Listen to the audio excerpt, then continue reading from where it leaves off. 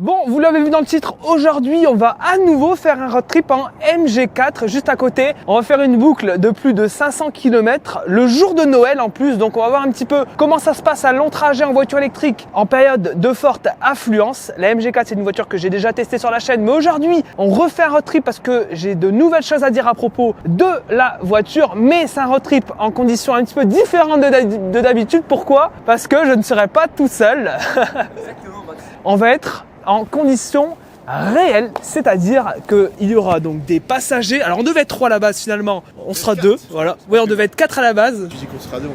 Ah, non mais 2 passagers en plus. D'accord, excuse-moi.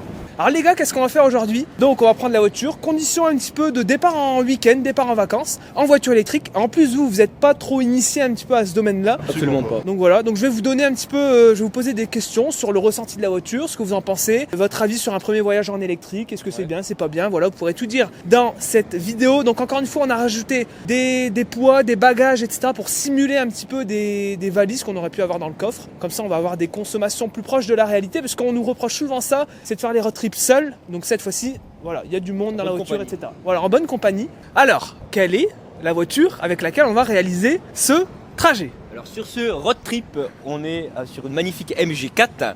On a le modèle haut de gamme, donc on a le modèle ici Luxury. Cette voiture nous propose 204 chevaux et c'est une propulsion.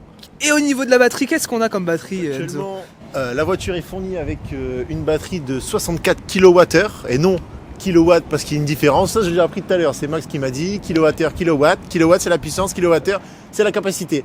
Et on a une recharge actuelle de 135 kilowatts.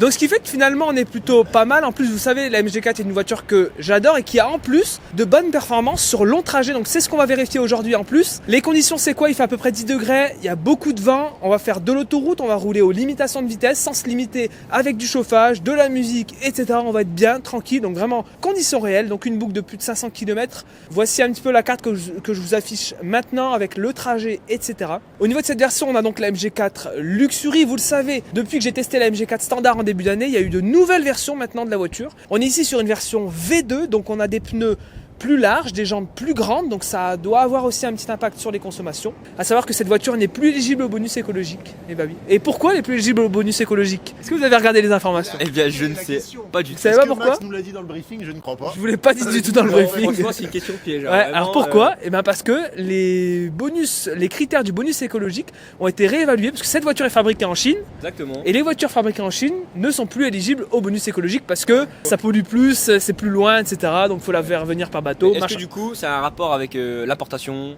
Bah, comme elle est fabriquée en Chine, ça pollue plus.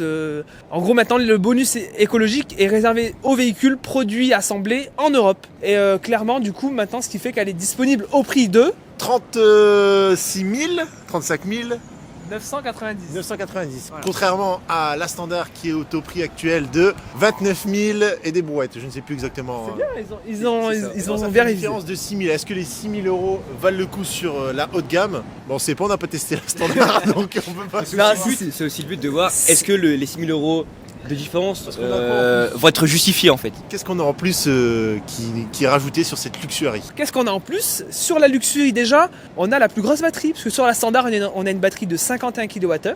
On a plus de puissance, puisqu'elle fait 204 chevaux contre 170 chevaux sur la standard. On a aussi des équipements en plus qu'on a ici, par exemple, quelques aspects esthétiques comme le spoiler, les plus grandes jantes. On a volant, siège chauffant, on a les petites veilleuses à l'avant, donc voilà, c'est surtout esthétique.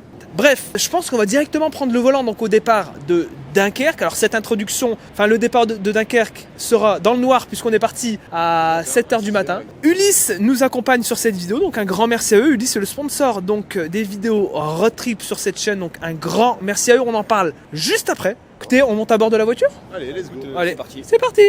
Bon, les amis, c'est le départ. Il est quelle heure là? Il est 7h04. voilà, 7h04. Juste là, si tu feras gaffe, Max. Voilà. T'as dû- Qu'est-ce qu'on va faire dans ce trajet? Dans l'écran de la MG, on a un GPS, mais malheureusement, ma version n'est pas équipée du planificateur d'autonomie. Alors c'est en train d'arriver via une mise à jour, mais moi je ne l'ai pas malheureusement. C'est dommage parce que finalement ça aurait été cool de pouvoir le tester, mais aujourd'hui, donc dans cette vidéo, on ne le testera pas. Peut-être sur la version 77 quand je l'aurai à laisser. Mais là, malheureusement, on fera un petit peu à l'ancienne. C'est-à-dire que sur le trajet, je vais suivre Google Maps et on s'arrêtera en temps voulu, parce que maintenant il y a des bornes de partout. j'ai remis mes consommations à zéro. On part avec 99% de batterie. Moi, je vise la station Resson Ouest qui se situe à 2 heures de route. Et les gars, c'est quoi les préconisations de la sécurité routière quand on part en...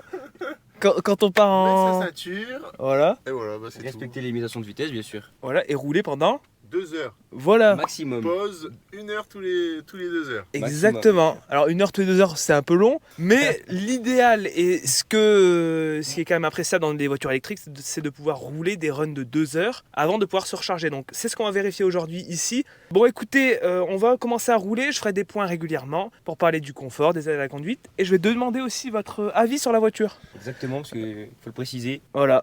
Donc on connaît pas du tout le milieu de l'automobile en général. Le milieu électrique, on connaît pas du tout. Ouais. Ou légèrement. Est-ce que c'est galère ou non? Bah, vous allez voir ça Ah, surtout, en vrai. ouais. Bon allez, c'est parti, je lance les GoPro et on se reprend pour le premier point, donc tout à l'heure.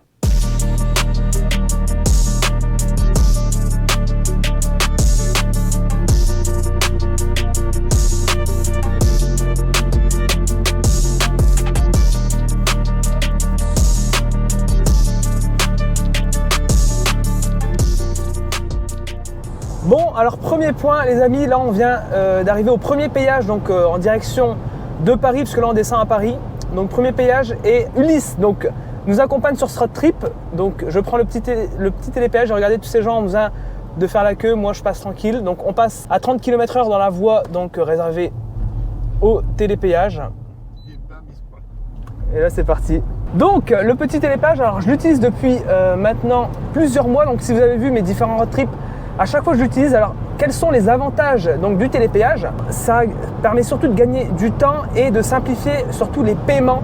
En gros, vous avez des voies réservées au télépéage, donc ça permet de passer à 30 km/h dans la voie comme j'ai fait, donc pas besoin de faire la queue, etc.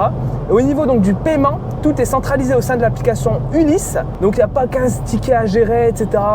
Il n'y a pas une gestion compliquée, tout est au sein de l'application. Et vous êtes débité en une seule fois à la fin du mois. Le badge coûte 2 € par mois et il est gratuit les mois où vous ne l'utilisez pas. Et il est aussi compatible dans 500 parkings en France et 1000 parkings en Europe. Donc encore une fois, pas de ticket à gérer, c'est plus simple. Ce qui est bien, c'est que dans la boîte est fourni un petit support pour le fixer sur le pare-brise de votre voiture. Mais le badge n'est pas assigné à un seul véhicule. Vous pouvez avoir un badge pour plusieurs véhicules comme moi je fais sur les essais presse. C'est pour ça que je le tiens à la main, que je ne le fixe pas sur la voiture puisque je dois rendre les voitures à la fin des essais.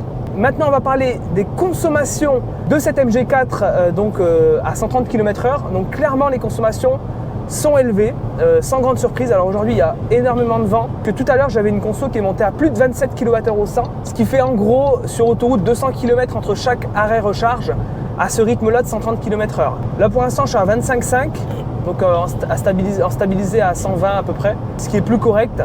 Donc on verra si ça va évoluer au fur et à mesure de la journée. Mais je vous invite à passer sur maintenant l'arrêt recharge. Il reste 49 minutes de route, 93 km. Il me reste une demi-batterie, donc 50% de batterie, 133 km d'autonomie. Donc en gros, on est super large. Et je m'arrête sur cette station-là parce que ça va faire déjà 2 heures qu'on roule. Et ça va permettre de repartir sur le deuxième arrêt recharge par la suite. Bon, ça y est, on arrive sur la station de recharge. Alors j'ai plutôt bien optimisé finalement parce que j'arrive avec 10% de batterie. On a parcouru depuis le départ de Dunkerque là 204 km. Station Resson Ouest, c'est une station NJ. Dis-moi nous, quelle borne allons prendre? Alors ici, toutes les bornes sont valables puisque on est sur une station donc avec des bornes, si je dis pas de bêtises, de 300 kW de puissance. Sachant que la MG4 prend 135, et ben on peut aller sur n'importe laquelle. D'ailleurs, il y a une borne qui est rouge, j'aime pas ça. Bon, alors, ce premier point, vous en pensez quoi là? À chaud, est-ce que c'était long, pas trop long, 200 km, 2 heures de route? Après de se lever à 6h du matin pour Max BLD, c'était quand même assez... Mais ce n'est pas n'importe qui, attention, c'est Max BLD, hein, ce n'est pas n'importe qui. Mais ça va, vous en pensez quoi? Non, Non, ça moi va. d'ailleurs j'ai assez d'espace, vu que je suis grand, c'est quand même compliqué pour moi faire des trajets. Ouais, bon, on fera un J'ai petit assez plan de après, place. mais c'est vrai que t'as l'air d'être bien J'ai assez derrière. de place, malgré Ok. que je touche quand même le plafond. Voilà, donc là, ça va, pas fatigué. Non, rien. Moi, niveau place, nickel. Donc, on prend les petites caméras, on branche la voiture, on va parler spec de recharge et on va voir si on prend la puissance. Alors c'est vrai que j'ai pas activé le préconditionnement de batterie. Pourquoi? Déjà ça aurait augmenté un petit peu ma consommation, donc j'aurais consommé plus et je voulais pas, parce qu'on est déjà à 26,2 kWh au 100, ce qui est déjà pas mal. Et en roulant à 130, la batterie se réchauffe déjà d'elle-même, donc le préconditionnement n'aurait pas un impact énorme. D'autant plus qu'il fait 10 degrés. Et à 10 degrés, vous l'aurez peut-être vu dans ma vidéo qui est déjà sortie, le préconditionnement de batterie n'a pas d'impact. Voilà. Bon, ça y est, on est arrivé. Donc comme vous le voyez, je vais déclencher la recharge avec le pass Ulysse électrique. Je prends le connecteur 2, RFID, voilà, on scanne la RFID. Donc là, elle me dit brancher la voiture. Donc là, on prend la puissance. Alors, c'est vraiment l'avantage de cette MG pour le coup, c'est qu'on reste sur un véhicule qui est relativement accessible, bien passé en prix, qui recharge vraiment vite. Et c'est assez rare pour des véhicules chinois qui ont pour habitude, justement, l'habitude de recharger pas très rapidement. Et là, on voit que là, on prend 110 kW, 113, 115, ça monte, 117. Donc globalement, il faudra compter 25-30 minutes à peu près pour un arrêt recharge avec la petite MG4.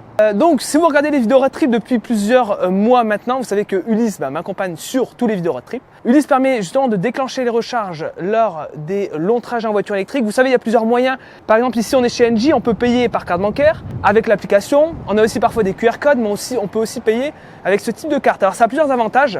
On arrive, on scanne, c'est rapide, pas besoin d'aller dans des applications, scanner des QR codes. Ça a aussi pour avantage d'être centralisé au sein de l'application Ulysse. Mais en gros, voilà, vous êtes débité en une seule fois par une seule facture. À la fin du mois, vous n'avez pas 15 factures à gérer. Si vous êtes un pro, c'est cool. Donc moi, vous le verrez que j'ai l'historique donc de mes télépéages qui sont donc répertoriés dans l'application. J'ai aussi dans la partie électrique l'historique donc de mes recharges que j'ai eu l'occasion de faire dernièrement. On a aussi l'avantage d'avoir une carte qui répertorie toutes les bornes de recharge compatibles avec le pass Ulysse électrique et vous le voyez qu'il y en a pour le coup énormément. Et en plus de ça, par exemple ici on est sur une station Engie. Lorsqu'on appuie sur la station en question, on a une fiche avec le détail des connecteurs, le prix, les services qui sont autour, les tarifs, les photos, les avis, etc. Donc ça c'est quand même plutôt cool. Ce qui est bien, c'est que dans l'app Ulysse, vous avez aussi un planificateur intégré. Donc là en l'occurrence un petit exemple, admettons on veut aller à Lyon, là je peux créer mon trajet. Et ce qui est bien, c'est que là l'appli va vous indiquer toutes les bornes qui sont le long de votre trajet. Donc là par exemple, pour aller à Lyon, vous le voyez qu'il y a énormément de points de charge disponibles tout le long de mon trajet. J'ai juste à appuyer et là j'ai par exemple un Ionity, etc. Donc tout est indiqué, donc ça c'est plutôt cool. Alors au niveau de tarif, budget, etc., à savoir que cette carte ne nécessite pas d'abonnement mensuel. En gros, vous la payez une seule fois. Toutes les informations sont en description à ce sujet-là, donc pas d'abonnement, etc. On va checker un petit peu l'état de la courbe de recharge. Donc vous voyez qu'on est déjà à 33% de batterie et là on prend bien nos 138 kW, ce qui est vraiment pas mal. Allez, on se reprend en fin de charge. Donc voilà, notre recharge est terminée. Alors la recharge a duré au total 45 minutes. Je vous affiche le bandeau récapitulatif de la recharge juste en dessous avec la quantité d'énergie, le prix, etc. À savoir qu'on est en condition de road trip, je tiens à le préciser, donc on a fait des plans, on a fait des images, etc., etc. Donc la recharge a duré 45 minutes, ce qui est long pour une recharge de voiture électrique. En conditions réelles, on s'arrêtera à 80% de batterie, puisque là on est à 94% de batterie, ce qui est vraiment haut. Et on le voit au-delà de 80%, les puissances de recharge se sont écroulées presque, puisqu'on descend à peu près une dizaine de kilowatts, ce qui est vraiment long. Donc en rechargeant au-delà de 90%, c'est vraiment trop long et ça ne sert à rien. Donc en gros, partez à 80% de batterie. Maintenant, ça nous permettra de rouler selon la voiture 243 km puisqu'elle se base sur nos consommations actuelles de 26,3 kWh au 100. Mais en gros, ce qu'on peut faire, c'est que là, on peut rouler pendant 2 heures. Donc comme tout à l'heure, donc ce qui est vraiment pas mal finalement. Donc du coup, le prochain arrêt recharge, à la base, j'avais prévu l'aire de la baie de Somme, donc à 170 km. Mais finalement, on pourra aller encore plus loin. Donc on verra en situation réelle où est-ce qu'on va s'arrêter. Pareil, on va rouler en conditions normales. On va faire un petit 0 à 100 pour voir un petit peu la puissance de la voiture. Donc 204 chevaux en propulsion. 3, 2, 1, c'est parti pour s'insérer sur l'autoroute A1. Donc on voit clairement que c'est largement suffisant. Alors là, on va activer les aides à la conduite. Alors comment ça se passe sur la MG4 ? Vous le savez, si vous regardez déjà pas mal de vidéos et de sujets justement sur cette voiture, on le sait que c'est clairement un point négatif justement de la voiture. Et c'est, je dois vous l'avouer, vraiment un petit peu pénible quand même sur long trajet. Pourquoi ? Là, par exemple, je suis à 130, j'ai activé donc le régulateur adaptatif seulement. Il y a plusieurs modes dans la voiture, mais moi j'ai activé le mode régulateur adaptatif. C'est celui-là qu'on utilisera justement pour rouler sur autoroute puisque c'est le moins fatigant, on va dire. Et bien même avec ce mode, c'est un peu embêtant parce que la voiture, donc déjà elle va vous éviter seulement de mordre sur la voie, voilà, mais elle vous rebalance vraiment violemment, je trouve. On va tester le régulateur donc adaptatif, donc elle se base sur la voiture de devant, donc elle va freiner d'elle-même. Voilà, là elle freine d'elle-même. Là je vais mettre mon clignotant. Vous le voyez que c'est long. Elle attend d'être sur la voie du milieu pour pouvoir repartir. Donc encore une fois, c'est pas vraiment dynamique et ça coupe un petit peu l'élan et l'avancée de la voiture justement sur le trajet sur autoroute. Donc ça c'est un peu pénible, je dois vous l'avouer. Donc on a plusieurs modes dans la voiture. On va ici, on va dans MG Pilote Et là, vous le voyez, on a système d'aide à la conduite ACC ou TJA. Donc voilà, ACC ou TJA. Alors beaucoup de gens activent le mode TJA sur autoroute, donc on va l'activer. Voilà, et là, on est sur un maintien de voie, donc relativement classique, conventionnel, comme ce qu'on connaît d'habitude. Donc vous le voyez, voilà. Donc globalement, il fait le boulot, mais attention, je tiens à le préciser, le mode TJA, à la base, il n'est pas fait pour ça. Le mode TJA, à la base, il est fait pour fonctionner dans les bouchons. TJA, Traffic Jam Assist, donc c'est uniquement dans les bouchons. Alors oui, ça fait le boulot, vous le voyez. Voilà, ça permet d'être centré au milieu de la voie globalement de manière assez efficace. Mais pour l'utiliser en situation réelle, on voit qu'il est assez hésitant, surtout quand on double un poids lourd. Clairement, c'est un mode qui est assez pénible. Vous voyez, parfois, il sert un peu trop à droite, on ne sait pas pourquoi, vous le voyez. Là, ça se coupe. Donc on voit que c'est pas trop adapté à un usage normal. Elle rase un peu trop les voitures, elle zigzague. Il peut faire le boulot dans certaines situations si vous êtes vraiment seul sur l'autoroute, mais dès qu'il y a un petit peu de trafic autour, c'est chiant. Donc très clairement, on utilisera le mode ACC. Je vais demander à mes passagers, vous en pensez quoi un petit peu là du bruit à l'intérieur de la voiture? Est-ce que vous trouvez ça silencieux ou plutôt bruyant? Bah franchement, pour le coup, c'est plutôt silencieux. Ah ouais? Là, je trouve qu'on n'a pas de musique et tout. C'est silencieux. Alors là, on a du bruit parce qu'il y a beaucoup de vent. Ouais. Moi aussi, je trouve que, et j'étais assez surpris, je trouve que les bruits de roulement sont bien contenus, on n'entend pas trop ce qui se passe, mais les bruits de vent sont quand même assez présents, je trouve. Alors moi, j'ai un défaut, c'est que j'ai des micro-vibrations qui remontent en fait. Là, je suis à 130 et je sens des micro-vibrations dans le volant que je ressens pas dans d'autres véhicules. Et là, j'ai l'impression qu'il y a une sorte de, peut-être un parallélisme, un mauvais réglage dans la direction, dans les roues peut-être de la voiture à l'avant qui devrait être fait. Donc là, ce qu'on fait, c'est qu'on continue à rouler tranquillement. Ensuite, on va refaire encore d'autres points tout à l'heure. Au niveau surtout de la recharge, où est-ce qu'on va s'arrêter? On verra. On va voyager à vue. Aussi un point au niveau des consommations tout à l'heure. Mais là, je vois déjà que c'est très élevé.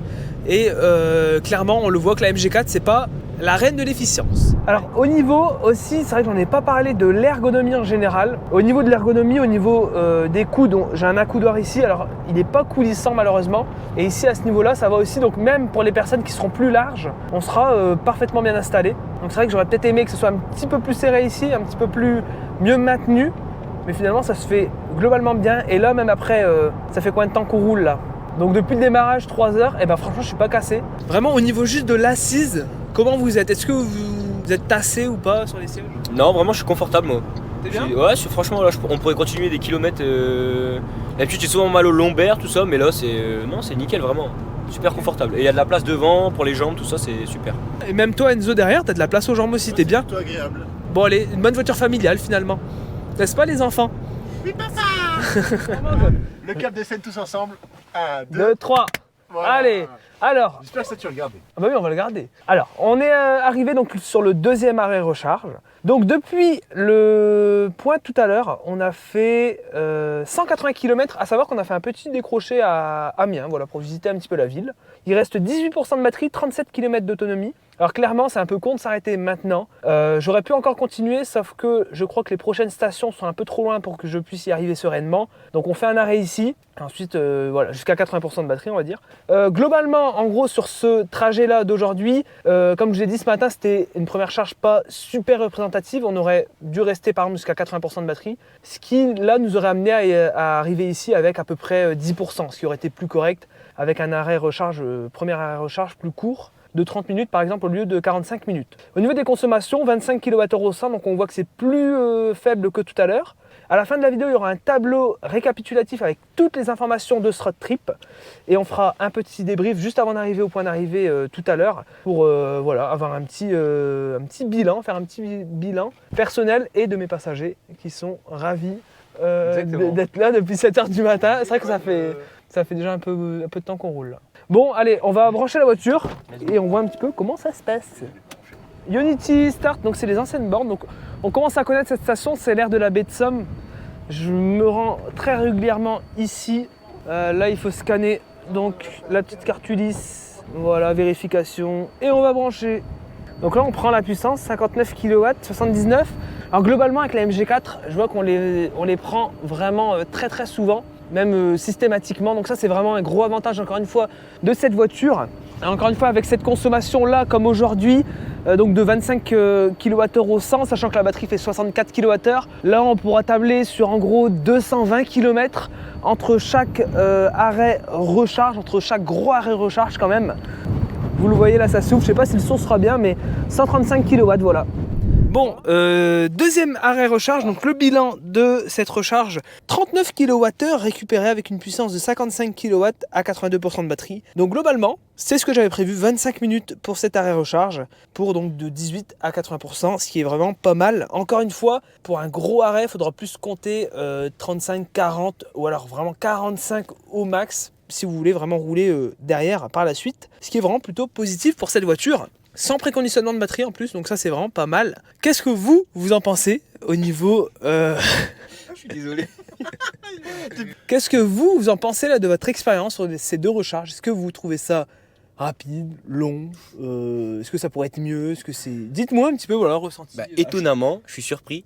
Je trouve que c'est plutôt rapide. Je m'attendais vraiment 40 minutes à chaque fois Ok. pour reprendre la route. Et pas du tout. Vraiment, ça fait le taf et on a mis 25 minutes. C'est assez rapide. Mais c'est aussi les clichés qu'on entend des voitures électriques.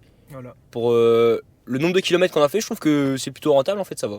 Et puis 25 minutes pour un arrêt, ça veut dire que tu n'attends pas la voiture, parce qu'au-delà de 25 minutes, tu commences à attendre un petit peu la voiture. Et vraiment la MG4 pour ça, c'est vraiment top.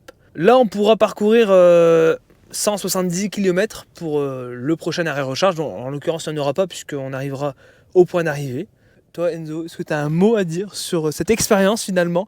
Même si c'est pas encore le bilan, on en fera un tout à l'heure. Bah écoute, sur cette expérience, déjà moi j'aime pas beaucoup les longs trajets. Donc là on a quand même fait un bon petit 7 heures de route. Heureusement j'étais en bonne compagnie pour les pauses, parce que quand même les pauses c'est 40 minutes, on a passé pour les pauses la plupart du temps. Bah, la première 45 et celle-là 45 c'est 30 minutes qu'on a dû passer, c'est quand même long. Ça va, on était à plusieurs. Donc tout seul ça me ferait quand même... Ah ouais? Ça m'embêterait de passer autant de temps à recharger, à faire mes trucs à droite à gauche, parce qu'habituellement je préfère prendre la route et partir. Juste mettre le plein et partir, vu que je suis habitué au thermique. On fera le topo à la fin, comme tu as dit. Ouais, on fera le topo à la fin. Mais toi, pour toi, t'as plus un bilan un peu moins positif sur la recharge. Bah sans plus en fait. Ouais. Parce que à savoir que là, bon, c'est la MG4. On va dire que la MG4 se situe dans la moyenne, vraiment dans la bonne moyenne. Mais par exemple, tu prends une Tesla, comme ce qu'on a en face de nous, la superchargeur. Et ben globalement, tu aurais une expérience plus positive. Parce que tu peux plus rouler derrière. Franchement, je pense que c'est une plutôt bonne découverte, je pense, pour vous dans une MG4. Après, oui, il y a mieux, il y a moins bien aussi, mais voilà. Bon, on fera le topo tout à l'heure. On va reprendre la route. Il nous reste 142 km. Ça va aller vite. Voilà, donc ça va aller vite, 1h30 et on fera le point. Donc tout à l'heure avec le bilan total du trajet. C'est parti. Ciao.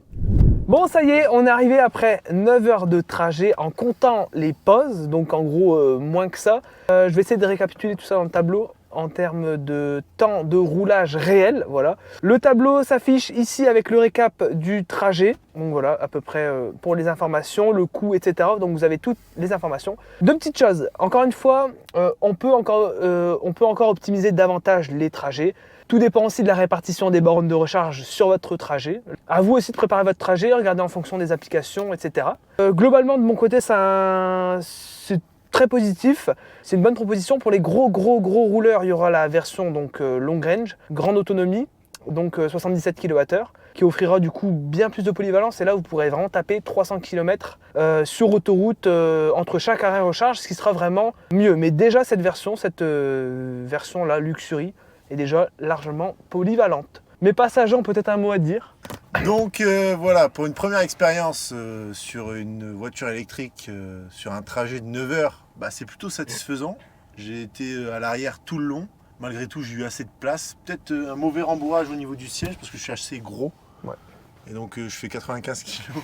Non, moi aussi. J'ai dit ouais pour le micro. Ouais, non, mais c'est là que je vois, il rigole. Et donc c'était un peu compliqué, je sentais un peu les ressorts. Ok. Et le bruit environnant de l'habitacle à 130, au bout d'un moment, c'est quand même saoulant. Ouais, c'est vrai que ça fait un peu caisse de résonance. C'est ça. On C'est dirait un un peu, peu ouais. un avion, un TGV. Ouais, ça fait... Non, mais je comprends. Ouais, il devrait retravailler Mais ça un petit peu. sinon, Non, positif finalement. positif. De toute façon, j'ai rien à dire. Du moment que ça t'amène à un point A, un point B, moi, je suis content. Bah voilà, cette voiture est remplie parfaitement sa mission du coup. Clairement. Voilà, efficace. Efficace. À part pour les recharges, peut-être qui prennent un peu de temps. Mais bon, Non, si tu veux en pas vrai, ça prendre va, de temps, tu fais 15 minutes, et puis Bah voilà. Donc en vrai, ça va. passe vite. Donc pour mon avis, satisfait vraiment. Parce que je m'attendais pas au niveau des recharges à ce que ça aille aussi vite. Ouais. Au niveau du temps de recharge, je pensais qu'on allait perdre un temps monstrueux sur les recharges. Et c'est pas du tout le cas. Comme quoi, tu vois que je me faisais une fausse idée de la voiture électrique. Pour un premier road trip en voiture électrique, c'est ce que j'attendais. Je m'attendais vraiment à ça. C'est une très bonne expérience. La voiture, elle fait le taf. Ouais. Elle fait le taf. Mais au niveau confort, c'est parfait en plus. Puis voilà, c'est tout ce qu'on attend d'une voiture finalement. On n'a pas été embêté. Elle fait son taf. Elle fait le Clairement, boulot. ouais, elle fait le boulot. Je suis sûr qu'en thermique, on aurait mis à peu près le même temps, parce qu'on s'est fait plaisir, on a même été faire un tour en plus et tout. Je pense qu'en Très thermique, on clairement, aura mis le même temps. Ouais. On aurait peut-être gagné une demi-heure sur le trajet. Ouais, et encore, plus, parce qu'au final, les temps de recharge ont été vite. Ouais. Et on n'a pas trop attendu, parce qu'au final, on s'est occupé, on a été boire un café, tout ça. Donc au final, les 25 minutes de recharge. Voilà. Bah c'est parfait. Bah merci à vous et n'hésitez pas à regarder les autres formats qui sont en bas dans la description et à la prochaine dans une prochaine vidéo. Salut! Ciao!